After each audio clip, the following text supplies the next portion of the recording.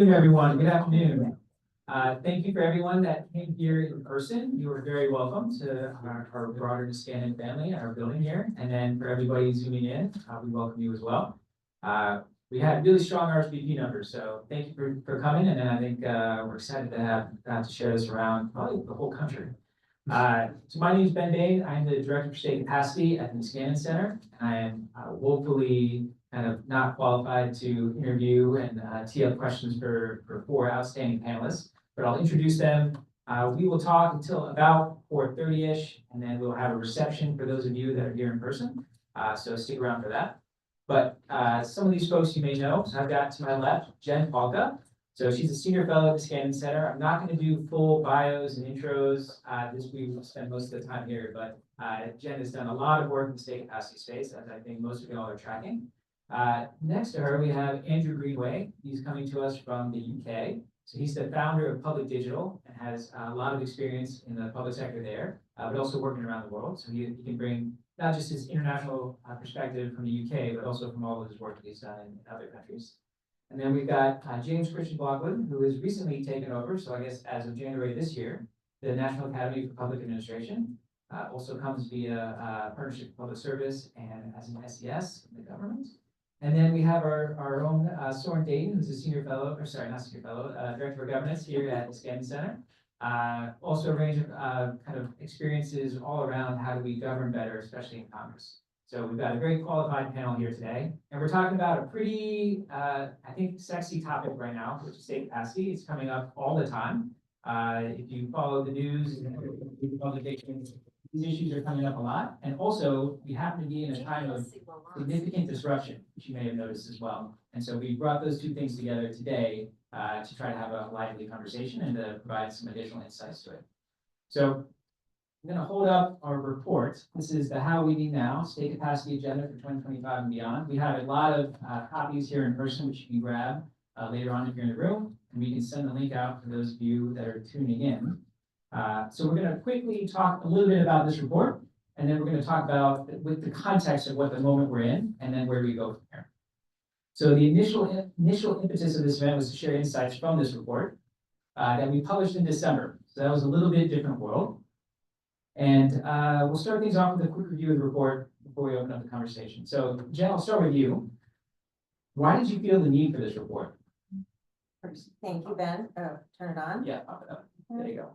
Thank you, Ben, for doing this and putting this together. Been getting the word out a lot and bringing it together. Thank you. Two big things. Yes, we published it in December. Of course, we started writing it pretty long before the election. So I think one thing is that we're now talking about a thing that people knew about but maybe didn't have the words for. So we're sort of trying to give words to this problem of government's lack of ability to achieve the goals we set out to achieve our policy goals. And if you don't address that issue, it doesn't matter which policies win out or which party wins out. You can't get where you're trying to go. So I think really the idea was we just got to put words to this and get people talking about it in a way that they haven't been. And we really wanted it to speak to whichever party won, and we also wanted to recognize that whichever party won our national election, we have 50 states and 3 territories where this is going to play out differently, and 30,000 jurisdictions around the country. And of course, our international perspective, we can learn from a bunch of other different countries. We really wanted to elevate, not the fight over which policies should win out, but when you make a choice about which policy is going to win out, how you actually get from that idea to something that people can feel, see, and touch in their real lives. Anything that I add to that, other than the obvious point that as a British person, the main thing I wanted to accomplish with this report was breaking America. Thanks for that. Check.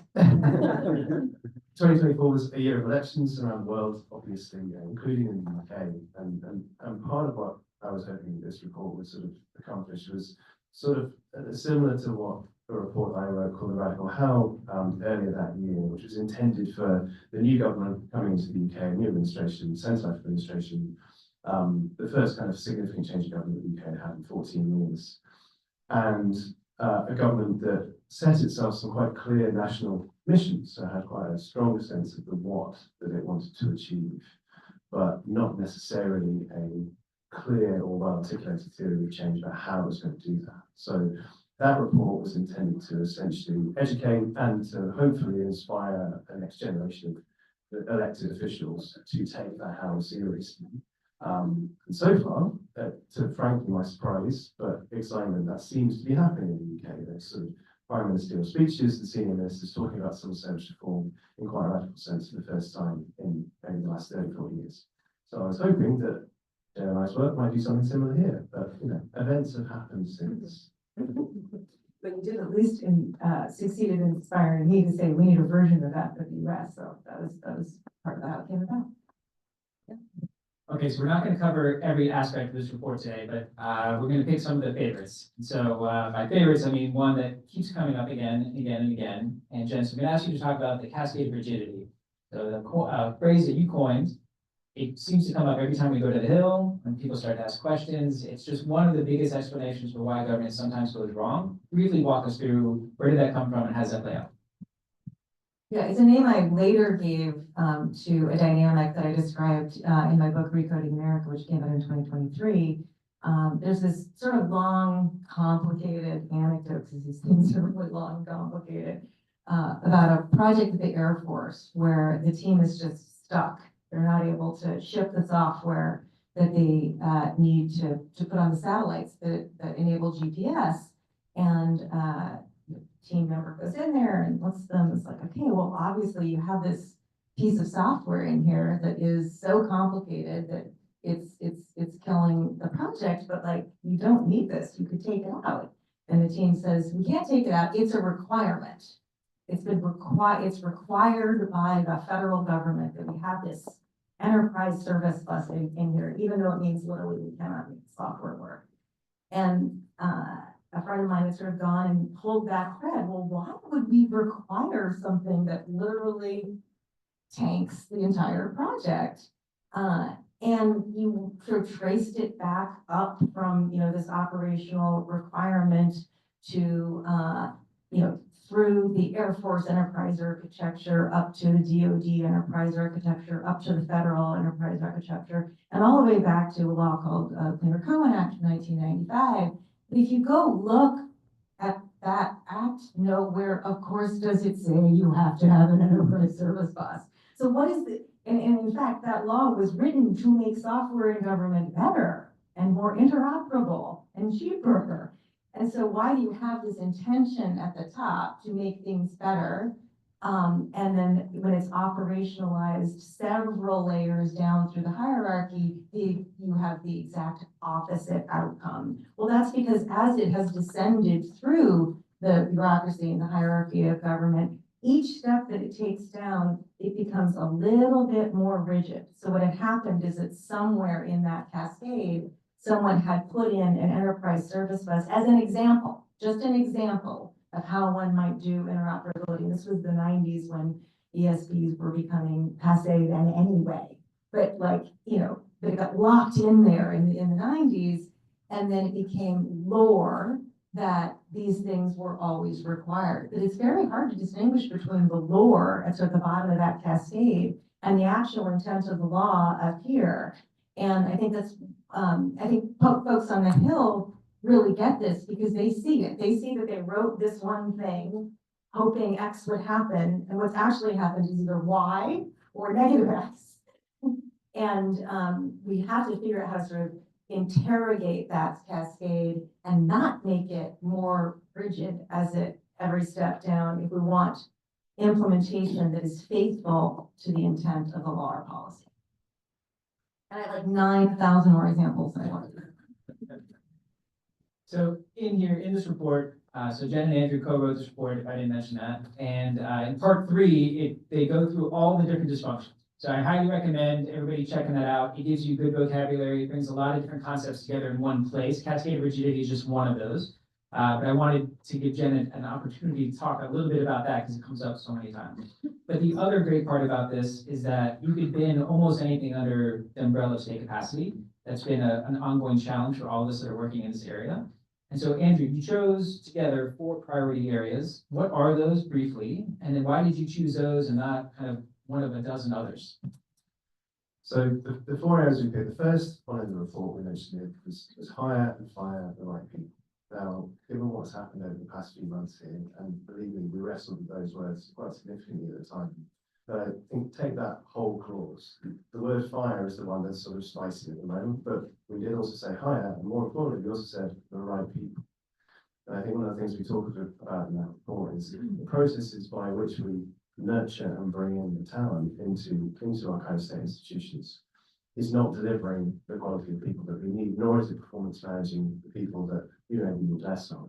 So the actual processes that underlie the personnel are something that feels very, very important to kind of pick at. The second we talked about was reducing procedural bloat. Jen talked a bit about this in sort of cascade of rigidity point. But one of the things, and in fact, a friend of mine back in London has just published a report related to the UK government, which he's titled Everything is, and which might be, I don't think that's quite as good as what we got. But it's essentially, But yeah, it's kind of annoying. yeah. But the point of it being by which where it's so difficult to get a major policy or a major program going in government, that the temptation is such to layer every possible thing on top of that, every possible initiative that kind of fits within a particular agenda. And by doing so, you essentially create this thing that is so kind of burdened with a Christmas tree of different ornaments, things that you're trying to achieve, some of which may be complementary on paper, but in practice aren't so much. The whole thing just kind of collapses under the weight of everything that's sort of laid on. So reducing procedural bloat, which is kind of a couple of other threads underneath. The third point was around investing in digital infrastructure. Now, digital infrastructure is usually kind of taken to mean as a shorthand for kind of the technology platforms and the data that underlies what you would recognise as modern public services. That is important, clearly, and most government services are sitting on decades and decades of legacy and old bits of tin. But it's not just about technology. Equally important are the teams that actually kind of run those things, and what aspects of that capability are, to use a phrase that's in the report, most inherently governmental. What are the kind of skills that need to be retained in-house, and what are the things that do actually make sense to kind of outsource or give into external providers? Some do, some clearly don't. What's also underlying that, some of the processes by which that technology is funded. So we talk quite a lot in the report about shifting from a project-based model to a product-based model. So I'm not going to dive into yet, but we might come back to later. And the final point and recommendation was around closing the outcome loop, which, if I was going to pick one, I think is probably the most fundamental shift that we're talking about in the report. And that's really kind of closing the significant gap that exists between the rarefied world of policy, where a lot of very, very smart people are doing a lot of hard work to make this stuff work on paper and to legislate accordingly. And then once that kind of cascades down a linear chain into the reality of delivering that on the ground, it completely falls apart. And how do you go about building a much tighter feedback loop between the policy that you're developing and the implementation of that policy on the ground, and iteratively and incrementally improving those services based on the feedback that you're getting from reality, tightening that loop. Now, one of the things we wrestled with a bit was in the UK, we're relatively fortunate structurally because we don't have the same separation of powers. The way the legislation is treated is slightly different. But fundamentally, the muscle that you're trying to build at the heart of state capacity is how are you translating public reality into policy, and kind of closing that loop, not just tweaking the website at the front end, but fundamentally changing the policy in response to needs. Ben actually asked, well, how did you kind of land on 4? I think that's slightly lost in the rest of time. I'll turn back on. Just on that last point, it's page 35. If you take nothing else away from this, look at the diagram on page 35. And also, if you didn't get a report and you want to get up and get one, it's okay to stand up and go get a report. That's you. No, that's quite right. Just to kind of wrap that up, in terms of why we picked on those 4, we wanted to pick things that action can be taken on quickly, rather than kind of just intellectualize further for kind of months and years. But the other point, I think, more often, one of the sort of things that I've seen in debates and kind of conversations around state capacity in all kind of parts of the world, they tend to be monopolized by one particular tribe. So they might be monopolized by the people who think about policy, or the people who think about technology, or the people who think about personnel. And And we really wanted like this kind of summation of our recommendations to draw all of those threads together, because I don't think you can disentangle these. This is not a policy problem. It's not a technology problem. It's far, far deeper and more interconnected with that. So that's kind of why we uncovered it. Thank you. Thank you. Okay, so we're going to open up the conversation here a little bit. So if you can kind of take yourself back years ago to just this past election last year, I think, you know, on election day, right after election day, probably everybody had a set of assumptions of what was going to come and what to expect and how this was going to play out. And then if you fast forward to maybe just 24 hours after the inauguration, and then you're like, okay, well, now I'm starting to reassess and try to like build a new mental model of what's happening and at what speed. Now we're almost like, what, 2 months out. And so now it's kind of updating the mental model every day, definitely not every week, every day. And so the Trump administration has launched, whether you think it is a good thing or a bad thing, a radical transformation of the American administrative state. So with personnel policy, with dismantling entire agencies, centralizing power in various different ways. So we want to continuously try to make sense of what's happening there. So James Christian, I'm going to turn to you. What are your impressions about the moment we're in right now as it relates to state capacity? What's happening right now? You know, what are you hearing? And then kind of how do you start to project forward on that? Yeah, well, let me start by just saying thank you to Stan. I think these are the type of events that need to happen right now. It's communication, which hasn't been happening for some time, so this is really good. Thank you. And thanks to be able to join such a wonderful panel here. I'll acknowledge that Jen is an Academy Fellow, so it's always worth pointing that out. You know, let me start. I'll do three things. I'll talk a little bit from a personal perspective. I'll share some context on the environment right now. And then I'll try to maybe give some thoughts that relate to the concepts that are in the paper that you both produced. On the personal side, I have 3 young kids at home. They're wonderful, 9, 7, and 5. I've spent the majority of my career in public service and federal government. And I was just recently, as you mentioned, selected as the president and CEO of the National Academy of Public Administration. And the number one question I get is, with the assault on public administration and the destruction of government, how can you continue your role? And I answer that pretty simply and say, with great difficulty. But the real answer that I come to is, one, because I believe in democracy, and I'll explain that in a second. And 2, I choose, and I use that word very purposefully, choose to see the opportunity ahead. On democracy, we can have lots of debates about this, so I'll do this very quickly. Some could argue that there was a mandate by our current president that won the popular vote, a president that won the electoral college, a president that won every swing state, and a president that won the House and the Senate. And that, in some cases, is a mandate. People can argue that one way or another, but if you believe in democracy, then that would be the structure that we have, and that would be the leader that we have. When I say choose to see the opportunity ahead, that takes some challenge for people to do that.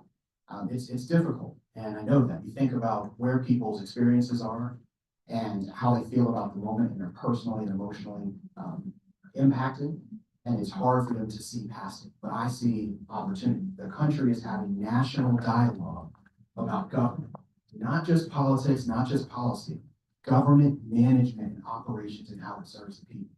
That is an opportunity. So let me just add a little bit of context, and some of this will be controversial and some of it will seem contradictory. But you have a president and an administration that saw a box, a public administration box, a government box, if you will. And people for decades have been inside of this box. We have behaviors, cultures, norms, ways that we think about how we govern ourselves in this box. And not only did the president and the current administration come and think outside of that box, completely broke the box open. And then Val does not put it back together. There are things that we can say that when you think about working from outside that box that some people can't comprehend. But let's look at some things on the merit. When you think about transition, on one hand, you could say we had a president that did not follow norms and didn't have certain disclosures, didn't use certain government resources, didn't certainly use certain financial resources or disclose how they were going about their transition. But you also have a transition that, by all accounts, was pretty successful. People in place early on, top leaders. You had a plan for policy that was well organized. And obviously, if you're looking at these last 45, 60 days, well executed. And so there are arguments there. If you think about transparency, on one hand, you could say using data and using different sources, going in and giving more transparency than people have seen in decades around how funding is being spent, where it is, how people use it, where it's going. On the other hand, you could say there isn't transparency into who's leading, who's answering questions, and who is reporting to who and who's responsible for what. So these are some of the contradictory things. When you think about transformation, a lot of government experts have had decades to think about how we reform our government. And we've made some progress over time that should be acknowledged. But in a short span of time, we have had an administration that has fundamentally changed how we think about things. Has fundamentally changed culture and behaviors of corporate organizations, of broader society, and in my view, that is very transformative. Now, the third thing I would say that kind of relates to a little bit of what's in the report is you can have all of what I just said. I'd be remiss if I didn't mention that there's a respectful way to go about some of this work, and there's a responsible way to go about this work. I'm not sure that I've necessarily seen both of those just yet, but I will reserve judgment. I think in order to do things in the way that they've been done, you have to have a leader that is going to take some risk. Now, I remember growing up, people would say, what did you want to be when you grow up? I always wanted to be a husband, always wanted to be a father. And there was this third category that I thought about when the president of the United States. And then I said, well, at least one of them is going to make me really unpopular. I'll let you figure out which one of those it does. But you're going to be unpopular if you really want to see the type of reform that we've all kind of been expecting the people to do. And so let's think about, you think about people and your processes and hiring. You think about kind of the process and the procedures that people must follow. Think about the infrastructure and the data and how you use it. And then think about how you can actually implement things and you can iterate. That's the work that's coming out of what you're suggesting to do. The things that I would add to that is, as you think about this, you should also include things like how you respect the public servants that you are eventually going to need to implement your policies. You should think about how you are careful to not push too far against some of the rule of law or constitutional things that have kept us as a great country for some time. And think very carefully around some of the other factors that we should consider. Maybe looking at reform in the sense of how we maintain democracy, and we think about what does that actually mean. I've talked a little bit about rule of law already. Think about how you use data and you use it ethically and transparently. Think about how you use Congress and the legislative process. It should be hopefully bipartisan, but certainly you should use that process.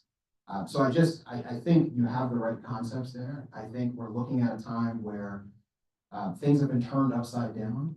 I think we're looking at a time where there's lots of opportunity. People are saying you must rebuild. I actually would encourage people to not think about rebuild, but to think about how you create the vision that you want to see going forward. This administration has some work to do to lay that vision out. They've certainly taken lots of efforts in showing kind of the path, but I haven't seen the vision. And I think it's up to people in this room, it's up to the experts, it's certainly up to those who care about government and public administration to lay out that vision in keeping with the framework that you all have offered, but also looking at how you do that in a respectful, responsible way, institutional norms, respectful rule of law, using bipartisan, hopefully legislation to implement things and not just executive orders, and many other principles alike. I really appreciate those comments, James, Christian. And I think that one thing I'd highlight from it that I think came across in Andrew's comments is that when you say it's not about rebuilding, it's having a better vision for the future. This isn't about, and like Andrew and I both come from like government tech, and so it gets sort of put in a little bit of a tech ghetto. The operating model of government dates back to the industrial era. It isn't working. This is about moving to a fundamentally different model that is fit not just for, we say like fit for the 21st century, but fit to meet the challenges of the day. Like fit to meet people's needs and to transition us to the society that we need to be to survive the 21st century. Like it is more fundamental than that. And I absolutely agree. If we go, we're going to need to rebuild what we had before, we are actually going in the wrong direction. Oh wait, you need that, sorry. So before we look at the path forward, but that really tees up nicely what I want to ask you, Soren. So Soren, I really appreciate your perspective the last couple of months. So since the election, trying to understand what's going on, trying to, it just feels like in any argument today, if you give an inch to the other side, whether you're arguing pancakes versus waffles or Republicans versus Democrats, doesn't matter. You give an inch and you're just, ruined for it. You just can't give an inch these days. But I think you do a really good job of trying to understand what's happening on both sides and how do you take a kind of a pragmatic approach to understanding this and then taking action. So how do you understand what's happening in the moment right now in the world that you've been operating in? Thank you. This is a great discussion. I do want to start by recognizing what you were talking about, that this is hard. And my wife's a Fed, all my neighbors are Feds, like people's lives are getting messed with. And there's some places where we won't even know the impact. I mean, we've got a colleague at the scanning who's got some friends who were laid off from the unit at the VA that works on suicide prevention among vets. And like, there could very well be people dying due to that at some point in the future, and we probably won't know, right? And so there are real consequences. However, and that sounds like a dark thing to pivot from, and I was listening to the cascade of rigidity, and I was wondering, how rigid is that going to be in the future, right? Like in the future, is there going to be a cultural shift that, oh, things were making more radical change is possible than we realized, right? Like a lot of these things are going to court, and an awful lot of them are probably going to be upheld, right?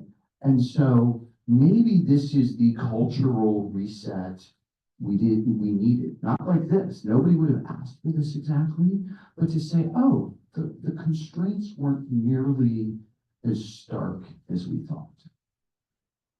And there will be an opportunity in the future for sort of more high agency leadership, because we've seen that people can make changes.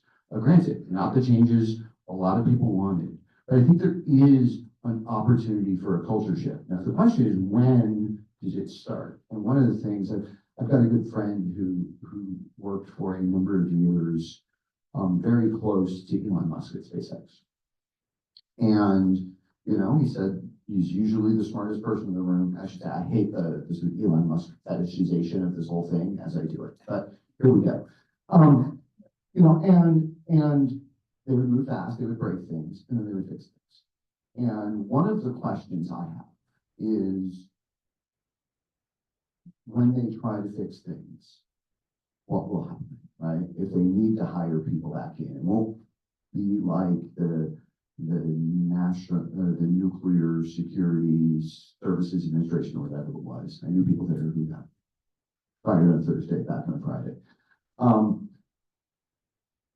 And I think that's an opportunity for this community to say, hey, you really don't like how hard it is to hire into these roles. Here's processes you could adopt, right? Here's ways you could hire with direct hire and similar things fast. And I think we need to be ready to make those arguments sooner rather than later for a couple of reasons. But one is that in the end, they're breaking it and they're not yet fixing it, and they may not, but if they do try to fix it, I think we as a community have an obligation, regardless of who you voted for, have an obligation to try to make sure that people get those services delivered in the next, 3-4 years. The other thing I would say is this is not the only thing that this administration is doing this level of hard reset to, right? We're also seeing it on our global economic relationships. When we talk to our friends in Canada, I see some of them in the room. I guess you're not really Canadian yet, soon enough. We're seeing it in our sort of national security infrastructure. And it's the same approach. The old order did not work. We're going to change it. They may not be around to fix it. I don't think there's a particularly articulate idea for what the new international security infrastructure would look like, or architecture is, I guess, the word, and is the jargon. But they have figured out how to break it in a way we never go back to the old world. And no one else has done that. Is that a defense? Not exactly. Is it an explanation? Maybe. I also think reforms of the scale that we're talking about have tended in American history to be much bigger than just civil service reform, right? Like you had a whole pile of things after Watergate, but it was a massive set of things. In many ways, the civil service we have is from World War II and the New Deal. And, you know, so you have things like the Administrative Procedures Act of 1946, the National Security Act of 1946, the Congressional Reorganization Act of 1946. A lot of thinking was going on then about what government should be, and it was across all of these levels. And whether that's in a Trump administration, whether that's in a subsequent administration, whether that's Republicans or Democrats or sort of mixed politics, I think we don't know yet, but I'm also not sure we have the ideas on the table yet. Maybe it would have been more responsible to wait until we had a set of ideas, but I also, you know, as John Christian said, people have been trying to reform these things for quite a while and going nowhere. So what I've done this way, no. Is this an opportunity? Absolutely. Let me both agree and disagree. I'll start with the slight disagreement, which is perhaps the Overton window of like what we consider possible has moved a lot. But the things that are standing up in court right now, like you want to talk about, say, civil service, hiring and firing are not the right things. Like the work remains to be done. You know, people are suing because they were unfairly fired. If that stands in court, that does not actually fix that our civil service system rules are still insufficient to the task, right? And there was a world in which, you know, you had Doge come in and say, oh, look at this. It's, you know, we don't use assessments in hiring. It takes way too long to hire people. Performance management is nearly impossible, not necessarily because the merit system principles are bad, but because the cascade of rigidity has been in full effect for a very, very long time. And on the ground, it's at a practical basis impossible. And they could have come in and said, oh, let's take a package to Congress and fix these things. Oh, and let's actually, you know, have a full stack approach that not only looks at the policies, laws, and regulations that need to change, but let's have strategies to mitigate that cascade of rigidity so that the practices are actually faithful to new congressional intent. They have not done that. And that work remains to be done. So where I strongly agree with you is that it is incumbent on us. I'm not sure who us is, but I hope it includes like everybody in this room to say, this work is critical. It's especially critical if you believe that a more responsible administration may come back in 2029, or that, say, the states need to be able to do this. Because actually, there's a great article out on the Scanning website yesterday about why the states are actually more important than the federal government. All eyes are on federal government, but like that work still needs to be done at the states too. So yes, it is on us to do that work. And while we can perhaps thank the current far less than ideal circumstances for having changed the conversation dramatically, the work needed to be done, it still needs to be done. Yeah. So you're starting first. So Ben mentioned I'm sort of more a congressperson, and just to give an example from that world, the House Select Committee on Modernization did a bunch of really important, boring things, but they had to hold the speakership hostage. And Pelosi was opposed and tried to blow it up at every opportunity, right? So I think there is a certain kind of political force you often need to apply because there are incredibly powerful status quo incentives. And by the way, Pelosi did end up killing the committee in the end. Yeah, just a few reflections I would share. I mean, often talk a lot about politics, and when you do talk about politics, people start thinking about resistance and defending and standing for their values, their principles, and the way they see things should operate and work. I think there's a moment for that, there's a time for that, and what I would argue is this is a time to lean in, and this is a time to see the opportunity to choose to do that and to be constructive and to move forward with practical ideas that will help shape government and help serve people the way that we all would want it to. The second thing I wanted to mention is, and again, you touched upon this a bit, is we're talking a lot at the federal level. In reality, the way that people are best served and most served are at the state and local level. And you will have this in your report. The interoperability, intergovernmental relations, they're really important. And I think that should be a part of the conversation, is how those organizations or how those groups work together, not just what the federal government is doing. And then the last thing I want to comment on is we all have roles to play here in this opportunity. I would suggest the current administration has one to put forth a vision and use the executive agents to implement that vision. I think the legislative branch has the responsibility for oversight and appropriating funds and ensuring those funds are spent in the ways that they were intended. The judicial branch has a responsibility to make sure things are happening according to the laws that we've established and the laws that they are sort of uphold. The public has a huge responsibility that if you're seeing what you see now, and you don't like it, then vote. And I think those who support government, those who are public administrators, have perhaps one of the biggest responsibilities in this moment right now, which is to be collective in experience and expertise, to think outside of this box that we are not going to go back in, and come up with practical ways to move us forward, mirroring a lot of the principles that you all are outlining in your report. To do that urgently, and to do that in a compelling way that helps us move forward. So there's a lot more we could go into on the meeting the moment, but we're going to shift a little bit to moving forward. So Andrew, I'm going to turn to you and ask you to share a little bit about, you've done work all over the world. You've seen implementation go well and probably go poorly all over the world. And so you share an example in the report around universal credit. I'd love for you to kind of briefly tell us that story, because we're looking at now, how do we move forward? So I think we've all kind of, just at the surface level talked about what the moment is. There's a lot of opportunity to move forward. Give us one example of how we might do that, and then we'll kind of get back into the, how is this going to work here in the US? Sure, thanks, Ben. So universal credit was one of the, if not the biggest sort of social policy program for the UK government about 10 years ago. So the coalition administration from 2010 to 2015.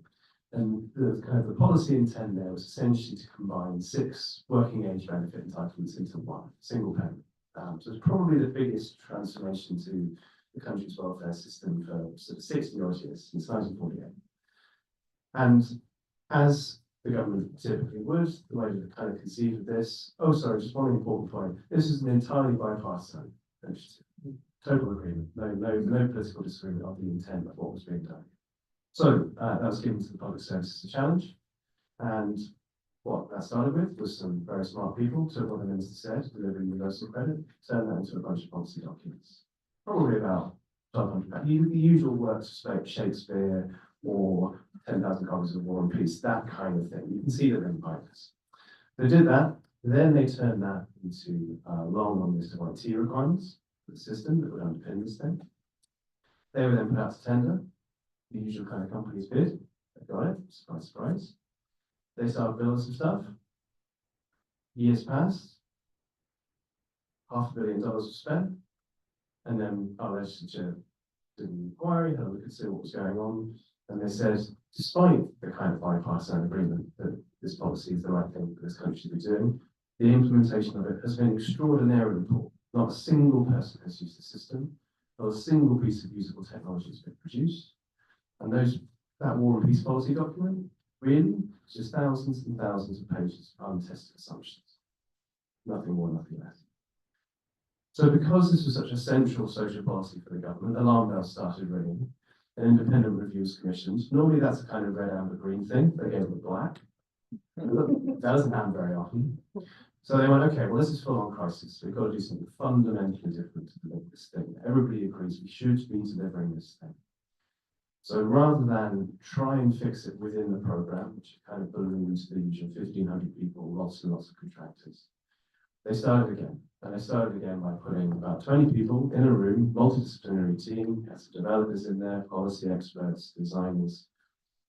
And they said to the minister, what do you actually want to do? Like say deliver, what does that actually mean? What is the outcome you're trying to achieve? He said, well, it's simple. I want more people to do more work, more of the time, and reduce the reasons for that not to happen. So fine, put that on the wall. That's what we're doing. We're not delivering universal credit, but delivering that outcome. We'll figure out how to do that. So what that team did, they built a new service, pretty low fidelity prototype, to be honest, but kind of, a bit of digital pretend, but it worked. And crucially, it was end to end. Wasn't a bit of it. And they tested that with 100 households in London. Just 100, tiny little borough. And tested it, saw what worked, saw what didn't, changed it, tried it again. Changed it week after week, month after month. Slowly, kind of with larger amounts of people as time went on. And at every stage, they were testing something that was the real service, paying out real money. And they weren't just changing the front end of that service or the kind of mechanics of the digital bit. They were also changing the policy. Because all of that stuff in those sort of 1,200 pages of policy was just wrong. Or not wrong, but when it played out in reality, kind of confusing and didn't work. Things like, what is the definition of a couple exactly? That's pretty fundamental to how much money was being paid out to who. Turns out people have quite different definitions of couples. There's some very entertaining user research that kind of brought that to light. Wow, we're avoiding those fights here. Right. The point being, the minister had a view. Is that how reality played out? Not necessarily. If you just kind of written that down in legislation at the start and went, fine, this is it, can't change it, then you're kind of stuck with it. But this kind of iterative feedback loop was put in place. And just to kind of skip to the end of the movie a bit. So that all kind of happened in over 3 years. COVID happened, 2020. Almost overnight, the demand on that service, universal credit, increased 12x overnight. Millions and millions and millions of people in the UK had to sign up. Fundamental benefit. It did not fall over. Plenty of things in the UK did fall over, and in other countries during COVID, but that service did not fall over. It was built to be responsive from top to bottom. And actually, the more important thing wasn't so much that it dealt with demand, because Ticketmaster could do that sometimes. What they also were coping with was the fact that policy itself was changing. The entitlement rules, the logic behind that benefit were also changing to deal with the fact that we're in exceptional circumstances. And they could change it right down the stack, right through to kind of how the frontline operational staff were dealing with it, or working from home now, by the way, rather than any kind of service centres. So they were able to do that. And the reason they were able to do that is they built a fundamentally different muscle at the heart of that initiative, which is about testing and learning, about scaling as you might, and closing that loop between policy and outcomes. And I love that example because it's the perfect kind of two sides of the coin. It shows what that kind of more waterfall, more linear, more outsourced kind of way that's sort of essentially building things on false certainty, changing that at the point of crisis to something that fundamentally worked. And not just worked, not just innovation, but absolutely core government business. This wasn't just sort of shiny stuff at the edges, this was absolutely core. So it proves that it can be done, I think, and can be done really, really successfully. Lots of people, by the way, don't actually like universal credit. Right? There's still lots of political disagreements. Doesn't pay people enough, doesn't pay the right people. Still get all those arguments, of course, because it's government. But does it work? Yeah, it basically does. One of the reasons I asked Andrew to write this report with me is that I heard a colleague of his talk at a conference, and there was just this moment that blew my mind, which was a multidisciplinary team responsible for delivery, showing an artifact of user research in a meeting with the minister responsible for the service, and him saying, I think actually this was the couples thing, I think, and they said, well, because we defined it this way, when this happens, this person gets kicked off, blah, blah, blah. And he goes, okay, that's wrong, change it. Right there. That is the tightest feedback loop I have ever heard of. And it just made me dream of having our equivalent of the minister responsible for the service in the damn meeting with the artifacts of user research, responding like that to break that cascade of rigidity. And that is what I hope for this country. So it is possible, like you said, Andrew. Jen, you've been part of that in the government call out Ann Lewis, she was leading GSA's Technology Transformation Services, she's been part of it. I mean, probably many others of you that are here today or online have been part of this. We know what can be done. But now we're gonna mix these two of what we think needs to be done in our kind of roughly shared view of what we mean by state capacity, government's ability to implement its policy in today's moment. I'm gonna go down from Soren, then James Christian, and then to Jen on where is this gonna come from? Where are the opportunities and what are gonna be the political coalitions that are gonna get us there? And then we'll see where we're at. This might be your final long comment, but make it count. First, obviously, I think no one knows at this moment. We are in the most unpredictable, fluid politics. Who's going to get elected in 2029? God only knows. You know, I mean, both parties are in real turmoil. So I think a lot of it is actually going to have to come from a really direct engagement with the administration, and we can't wait till 2029 to fix the things that are going to start breaking, if they start breaking, and they have in a number of cases. And you know, I think Jen, you told me early on that you'd heard from people at the former digital service that like they wanted, you know, political top cover. Let's see if they get political top cover when it comes time to fix, not break. And I think that's really the test, both for this whole experiment and for this community at large. Wait, just to follow up, do you see any immediate opportunities today in the short term for political coalitions that can enable some meaningful reform in ways that we think are really positive for state capacity? Like you, I wish that people found a better way to read Congress into that. I don't know what the willingness would be for that. I do think, though, if the administration said, hey, hiring for these positions, because we broke this thing, that, you know, is too hard, loosen this, I think that would be a fascinating test. And I don't know how it would play out, but I think that could be an example of a real opportunity. Well, when Soren started his answer by saying no one really knows, I thought to myself that there's no point in me going next. So thank you for that. Actually, the rest of us are off too. All have better ideas than one. That's right. You know, I would start with where is some of this going to come from? I think it's going to come from the people in this room, and you're going to need to challenge your own assumptions, your own biases, and really think hard about what you want to see. And that's one place. I think another place is it's going to come from the people, and I mean that collectively. The expectations that are set on our government aren't just by people who are in government and the leaders elected or appointed. It's by the people that put them there. And so some of the actions, some of the culture, behavior change, some of the expectations are going to be driven by the people. And then I think and I'm not being biased here, but I think one of the best resources out there is the National Academy of Public Administration, which is the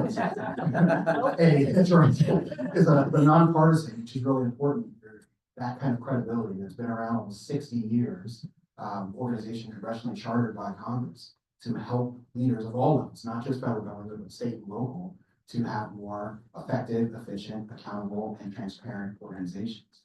And Jen is one of them, but there are over 1,000 fellows that come from the federal, state, local, private sector, and in academia that are thought leaders in this space and have ideas that can be implemented right now. So that's one source. And if you look at some of the programming that the Academy has, we have a Center for Intergovernmental Partnerships. When we mention how important it is that what happens at the federal level gets coordinated at state and local level, that is one of the things that center does.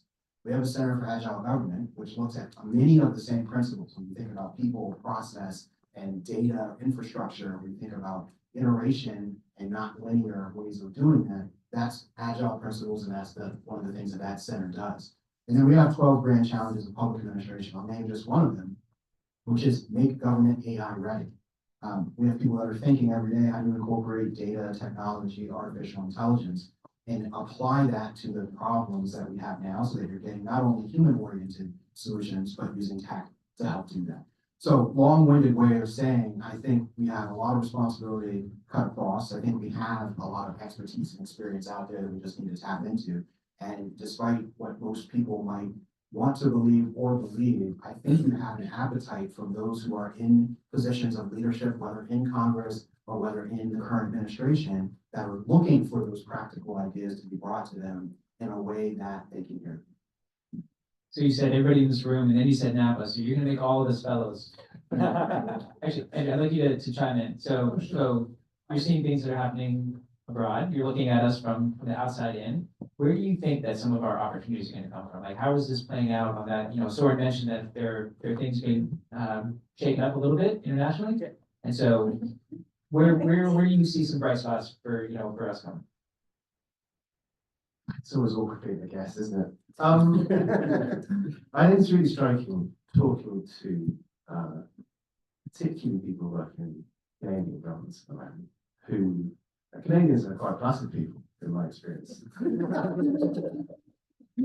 I'm a jewel. They're less so now. That's the most controversial.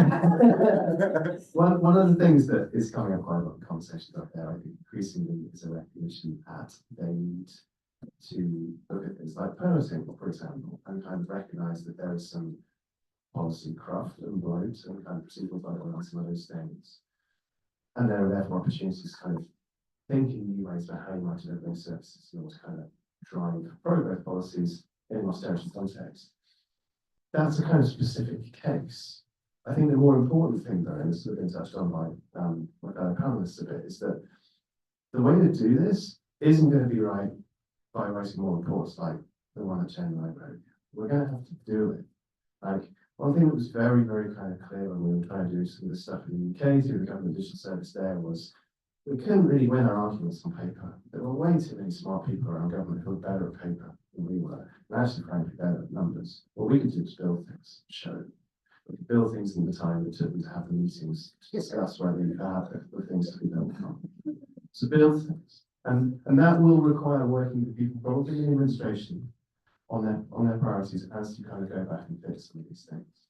And don't try and do too many either. That's the other thing about this. One of the sort of real challenges about state capacity for me is that once you start pulling at those threads, I mean, this report could have easily been, certainly if we were left to our own devices, 4, 5, 6 times longer. There are so many things about this. And there are so many things that need to be addressed and fixed. But you can't do it all at once. So pick something tangible or a relatively small number of tangible things and show by doing.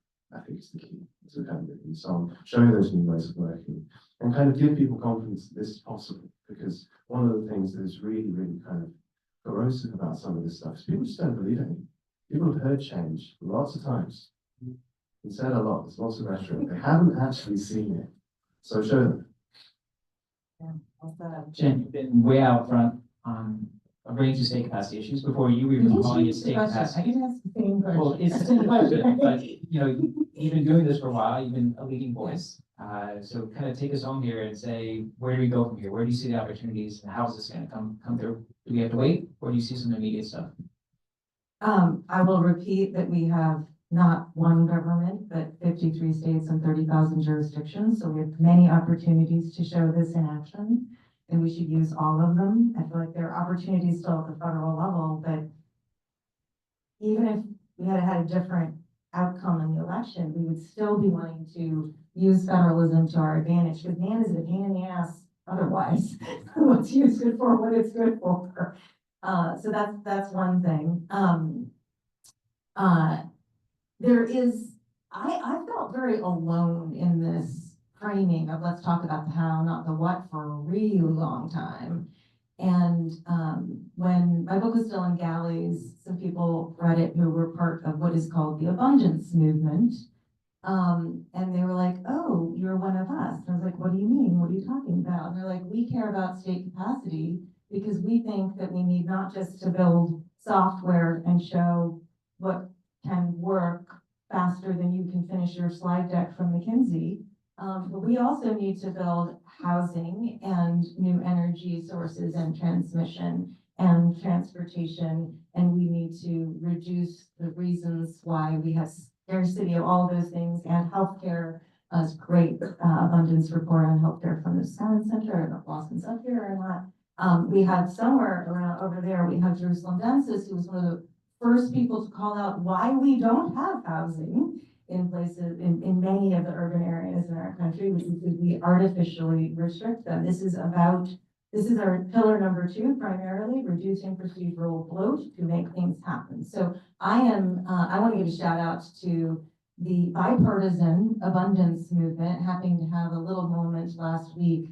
because of the launch of Abundance by Ezra Klein and Derek Thompson, who were speaking from the left at the left. But one of the both wonderful and rather confusing things about that is that it sparked an interesting conversation from the right as well, who's like, hey, we're good at this stuff. Why are you guys talking to the left? Like, we've been building stuff. Go to Texas. Like, you know, Texas is way ahead of the blue states in building pretty much everything that people need today. So I do see the abundance movement as a very bright spot, and I like that it has adherence on all sides of whatever we call the aisle today. I think it's not the only one. And I think that when I think about when I wear my professional hat, I will say, we just need state capacity because trust in government is 20 points lower than it was in 2020. Like, and for good reason, right? We need to deliver for people. When I put on my personal hat, it's state capacity in the service of abundance, the abundance of what people need so that we can meet people's needs and we can meet the needs of the moment, like the need for green energy, for instance.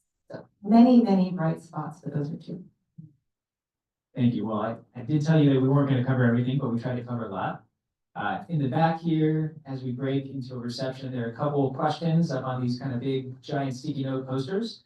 Would love for everybody to engage and to put your answers there on the sticky notes, because this will be a great way to inform our work, and we can share that around. So that's one way to collect some information.